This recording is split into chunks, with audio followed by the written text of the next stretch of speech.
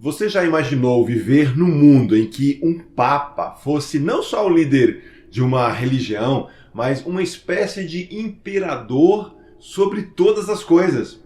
Era mais ou menos assim a realidade de parte da Europa no chamado período medieval.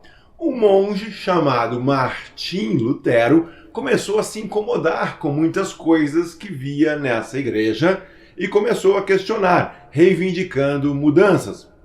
Em um texto de meados de 1520, intitulado A Nobreza Cristã da Nação Alemã, acerca do melhoramento do estamento cristão, Lutero criticou duramente a cúpula da igreja, defendeu que não apenas uma classe em especial, mas que todos os cristãos são responsáveis pela igreja e indicou diversas coisas que deveriam mudar. Lutero queria mudar algumas coisas na igreja e fez algumas propostas para isso. Vamos saber mais sobre isso?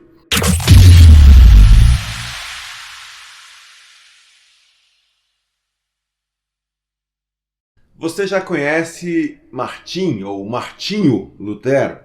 Esse reformador da igreja entrou para a história e é reconhecido como um dos homens mais influentes na cultura ocidental.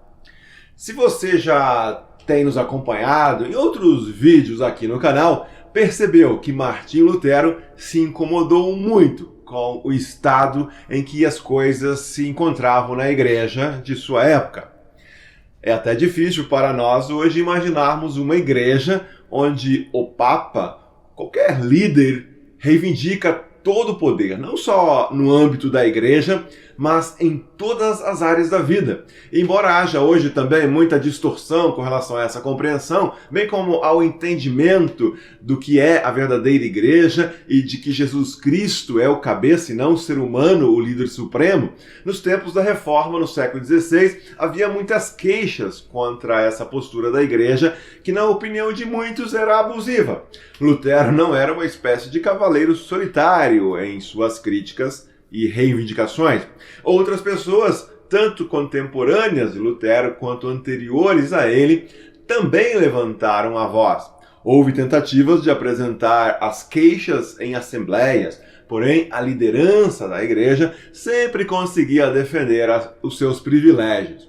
Unindo a sua paixão pelo Evangelho com a sua inteligência, capacidade de argumentação e também o seu conhecimento, Lutero conseguiu algo que outros não tinham alcançado antes. Não demorou muito para Lutero chegar à conclusão de que não poderia contar com as autoridades eclesiásticas para realizar as reformas necessárias.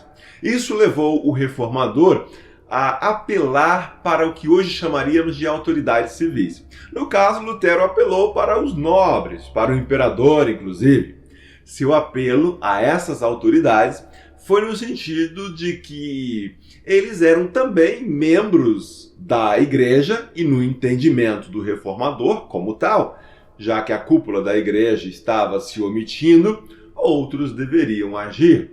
Nas palavras do próprio reformador, ele decidiu apresentar suas palavras à nobreza, uma vez que o clero, a quem isso caberia com mais razão, se descuidou disso por completo. Restava assim esperar, confiar que Deus queira ajudar a sua igreja através dos leigos. Lutero assim redigiu um texto onde procurava lembrar a essas autoridades dos seus deveres. É um escrito de meados de 1520, intitulado A Nobreza Cristã da Nação Alemã acerca do melhoramento do estamento cristão. Você encontra o texto integral no volume 2 das obras selecionadas de Martim Lutero. Link na inscrição logo abaixo desse vídeo, dê uma conferida depois. Trata-se de um texto importante em que Lutero, além das duras críticas feitas contra a cúpula da igreja, apresenta também propostas de reforma e melhoria para a igreja. Talvez seja um dos mais famosos textos de Lutero. Para você ter uma ideia, quando foi publicado, os 4.000 exemplares foram esgotados em menos de uma semana. Como característico de Lutero, sua referência era sempre a Escritura. Logo, ele queria eliminar da igreja aquilo que fosse incompatível com o Evangelho.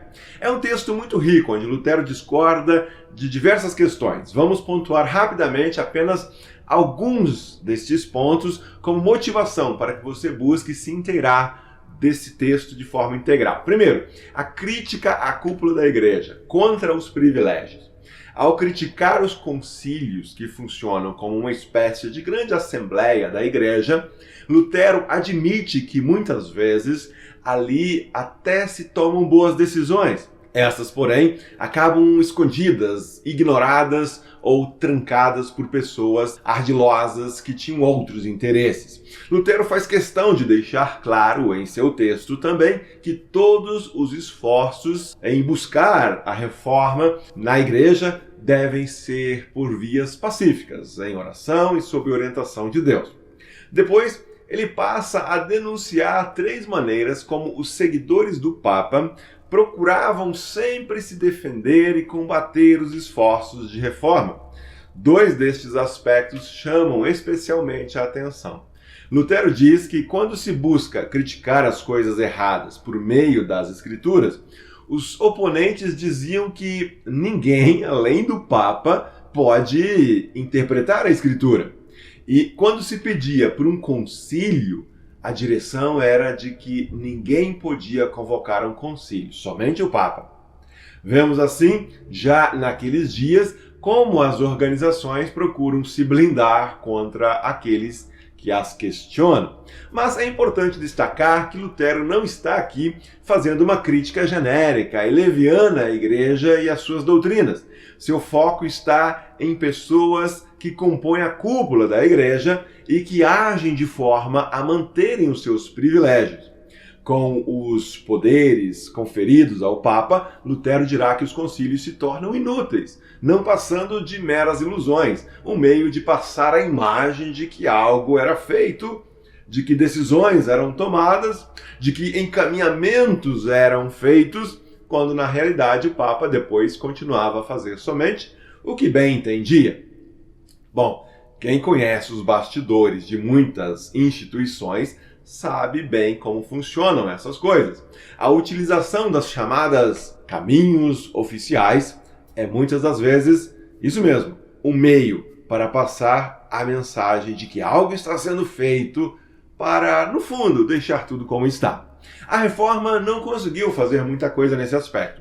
A coisa chegou a tal ponto que, escreveu Lutero, deram ao Papa pleno poder sobre toda a ordenação do concílio, de sorte que tanto faz se há muitos concílios ou concílio nenhum, a parte do fato de eles apenas nos iludirem com máscaras e simulações.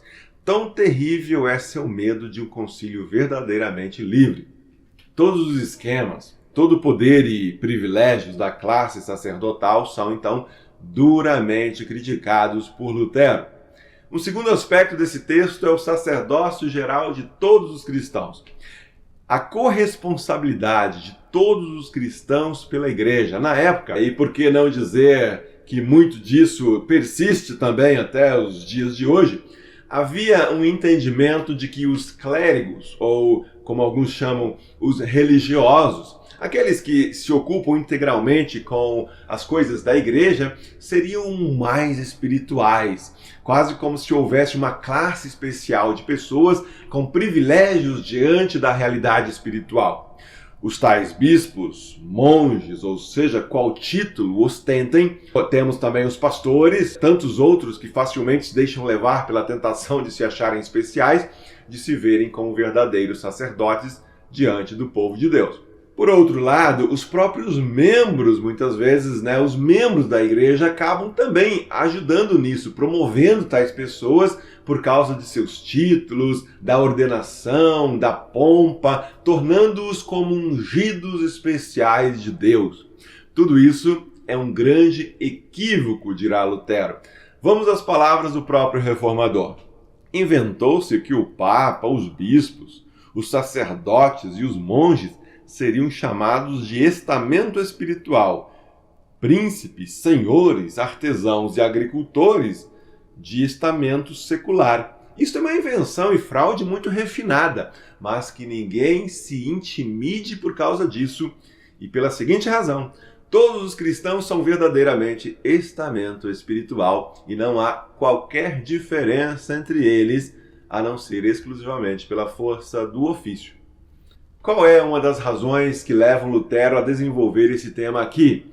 Como dissemos antes, o reformador ele apela às autoridades de fora da igreja, pois perdeu as esperanças de que alguma mudança aconteceria a partir da cúpula da igreja. Dissemos também que uma das estratégias dessa cúpula consistia em subordinar os concílios ao Papa. Para resumir, a igreja da época mantinha o controle e os privilégios graças a uma grande concentração de poder. Poder este que a igreja reivindicava até mesmo sobre o Estado e seus governantes. Com isso, ninguém, nem os leigos da igreja e nem mesmo as chamadas autoridades seculares, poderiam questionar o Papa e a alta cúpula da igreja. Afinal de contas, eles, como Papa, bispos e sacerdotes, pertenciam a um estamento espiritual superior, autorizados a fazerem o que quisessem e deveriam assim ser reconhecidos como a verdadeira autoridade diante do povo, das demais autoridades, como se eles fossem realmente designados por Deus. Isso conferia um poder à igreja que lhe permitia intimidar a todos que ousassem questionar, como se as suas críticas e questionamentos fossem não apenas uma reprimenda contra líderes da igreja, mas como se fosse uma afronta ao próprio Deus. Lutero coloca isso da seguinte maneira: intimidaram com isso reis e príncipes, a ponto de estes acreditarem que seria contra Deus se não lhes obedecessem em todas essas fantasmagorias maliciosas e astutas. Sabe aquela história de não toque no ungido do Senhor? Pois é, Lutero denuncia esse expediente utilizado pela igreja para se proteger, né? A igreja que quer poder fazer aquilo que bem entende, acusando a todos de se voltarem contra Deus, como se a sua crítica, como aquilo que eles estão falando, fosse uma rebelião contra Deus. Esse tipo de manipulação não é nenhuma novidade na história da igreja, e você vai encontrar muito disso também nos dias atuais. Ainda hoje veremos, por exemplo, pessoas que gostam de usar o título de pastor, mesmo quando não exercem mais qualquer função pastoral. Muitos saem do ministério, atuam em outras áreas como professores, agricultores, administradores, políticos e etc. Mas colocam o título como algo que possui um valor em si mesmo, acima da função de servir como um verdadeiro pastor, cuidando de pessoas numa igreja local. Inventaram até o dia do pastor. E aí vale tudo. Se tem o título, é pastor. Parabéns para você. Será que eu estou exagerando? O que será que Lutero diria, hein? Vamos conferir? Enquanto estiver no cargo, ele tem precedência. Se for deposto, é um agricultor ou cidadão como os outros. Assim, na verdade, o sacerdote deixa de ser sacerdote ao ser deposto. Mas agora inventaram caracteres indelébiles e afirmam que um sacerdote deposto ainda é outra coisa que um simples leigo. Sim, sonham que um sacerdote jamais pode ser outra coisa do que sacerdote, ou que jamais pode tornar-se leigo. Tudo isso é conversa, leis inventadas por seres humanos. Sim, agem como se houvesse uma natureza inalienável no sacerdócio. Uma vez pastor, sempre pastor, independentemente da função, do serviço que presta. O título e a ordenação valem mais do que o efetivo serviço e a função. Leis inventadas, denuncia Lutero, conversa fiada que não possui qualquer fundamento nas Escrituras. Então cuidado para que pessoas inescrupulosas não nos enganem, reivindicando para si a autoridade baseada em cargos e títulos. Há mais de 500 anos, Lutero já ensinou sobre isso.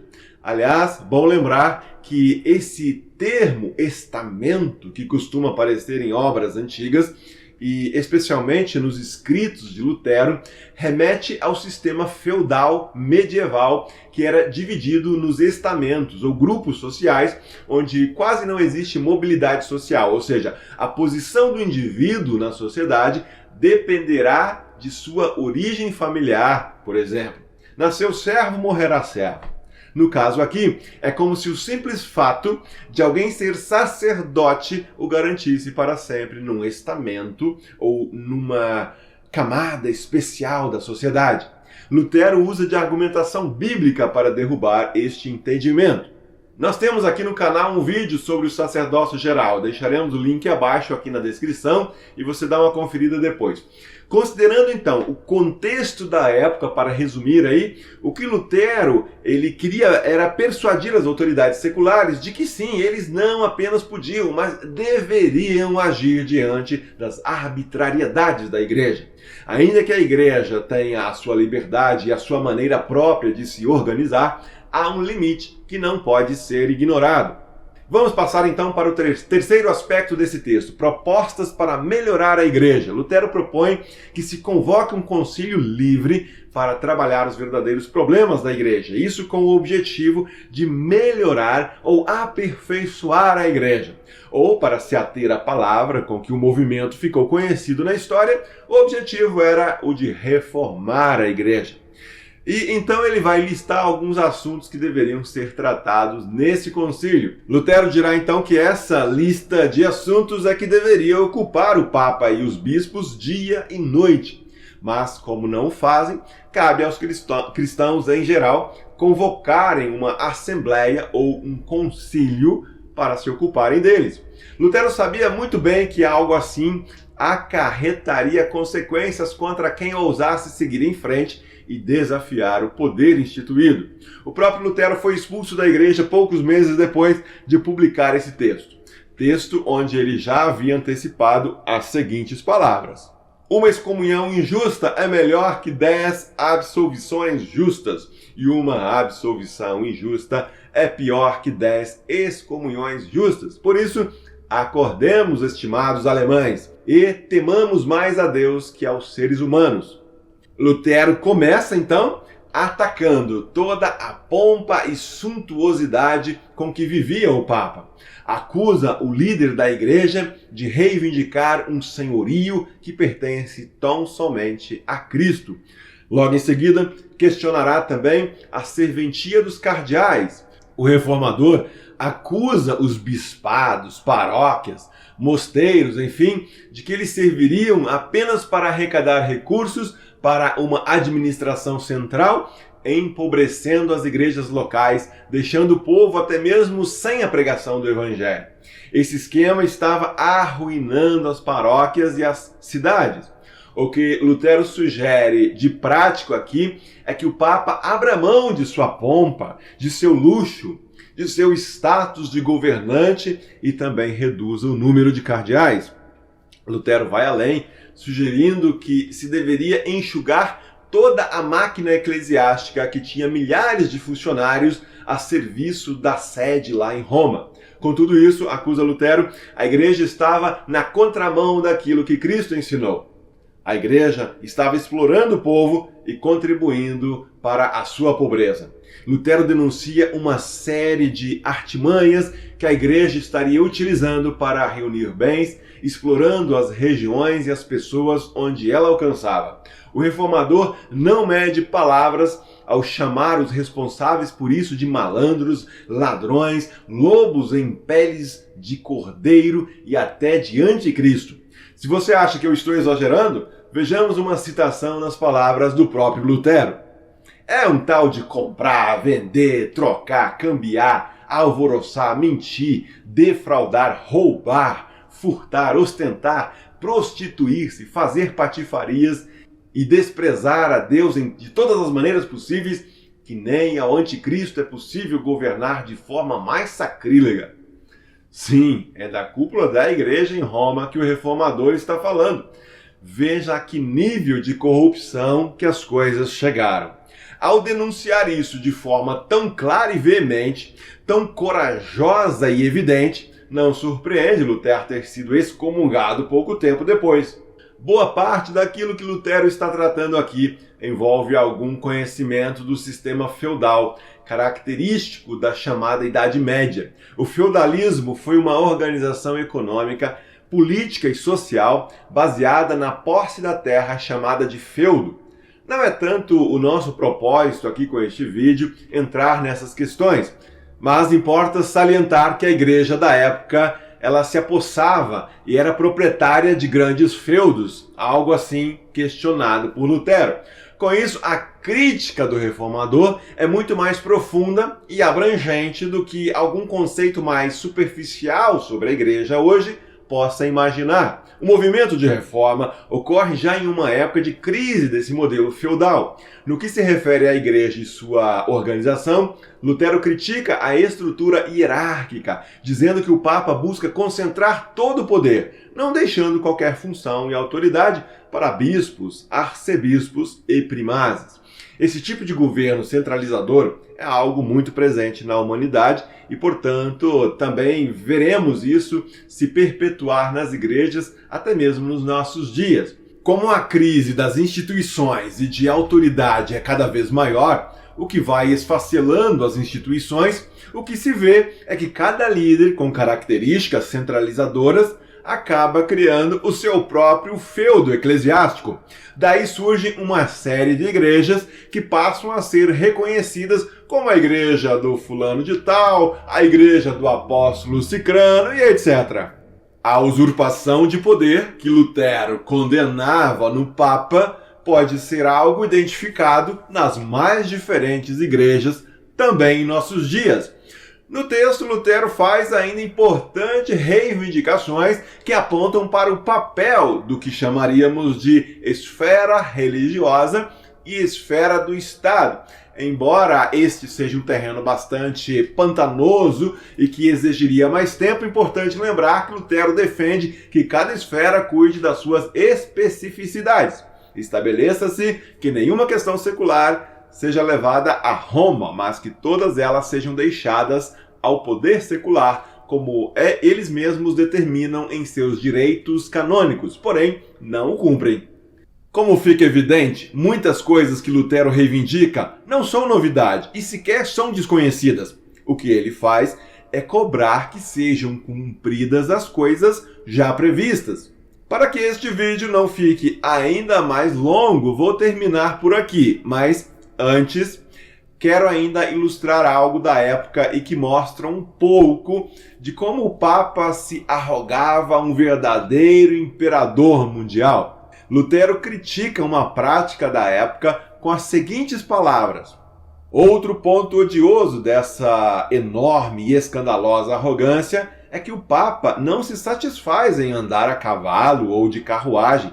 Em vez disso, mesmo sendo forte e gozando de saúde, faz-se carregar por pessoas como um ídolo, em suntuosidade jamais vista. Existe um filme, inclusive, sobre a vida e obra de Lutero.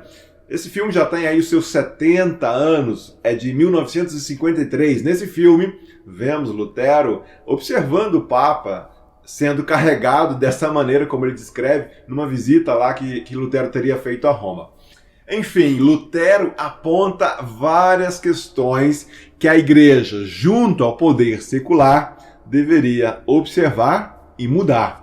Muitas dessas questões extrapolam o que hoje entenderíamos por características da esfera eclesiástica ou religiosa da igreja, gerando impacto na sociedade e na economia em geral. Como tantos estudos apontam, não admira que o movimento de reforma do século XVI tenha impactado todas as esferas do mundo ocidental.